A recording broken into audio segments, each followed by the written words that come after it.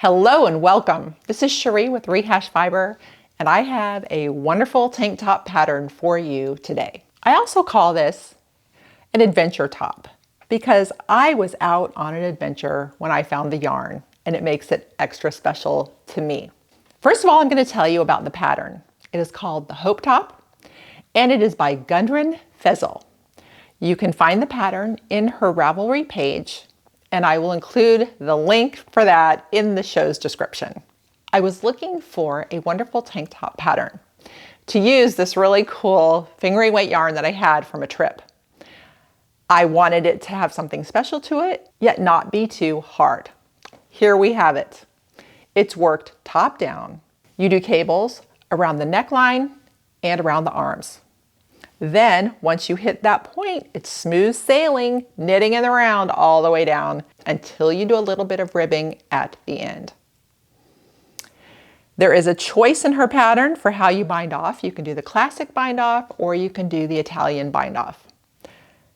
The point where I was in life at that time, I just needed to get it done, so I did the classic bind off. It is worked in sections. So you work the top sections and you put them together, and then you have your whole piece that you go ahead and knit.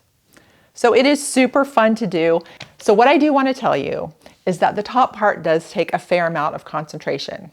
So I took this pattern on a trip and that did not work at all because you have to spend too much time concentrating.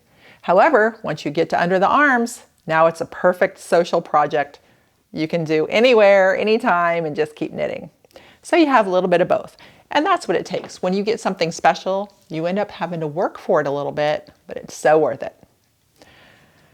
Now, to my fun story, which makes this an adventure project for me, is I was on an adventure. I was in Port Townsend, Washington with the artist Christina Harkness for the Community Coral Reef Day. This was a couple years ago, where she was holding a work day for the reef. And I wanted to join in and see what that was all about. Well, I was staying in Port Townsend, Washington, in a beautiful house up on a hill. And everywhere I go, I always Google yarn store near me because, I got to check it out. So that one came up 2 blocks away, and I thought, well, have I won the lottery or what? I went right down the road to the yarn store, which was called Bazaar Girls. Now, Port Townsend is a stunning town. And in fact, that whole region is worth a trip. So I'm going to tell you right now, good place for a trip.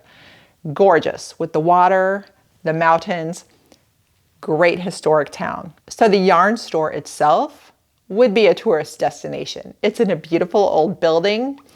Go in and it's just lovely, and there's yarn and happy people everywhere. And yeah, beautiful yarn. So I found a few things there. And this beautiful fingering weight yarn was there, and I knew I just had to get it because I would make something special someday. This yarn is Trilogy Yarns Sportactular. The color is Cactus Flower. It was hand dyed in Spokane, Washington. It is super soft.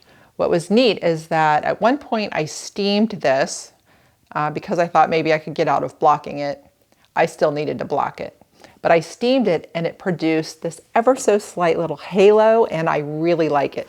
The yarn is super soft and wonderful. So you see here how all the pieces can come together and then make something really memorable.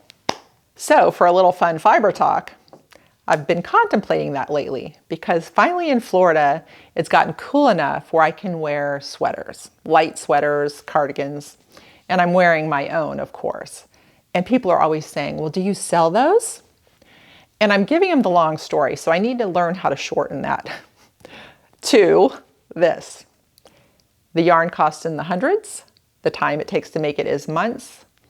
And I would have to charge in the thousands to be repaid for the value of what the sweater is. So most of my sweaters I do keep for myself because I value them highly. And they have these stories that go with them.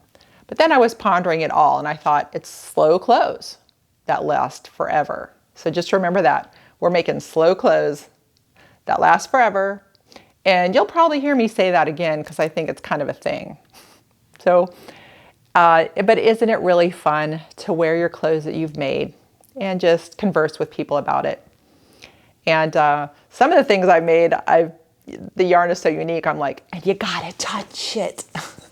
Like the baby yak or the alpaca from the Andes Mountains. Like, they're like, oh, she's weird. But anyway, you guys get it, right?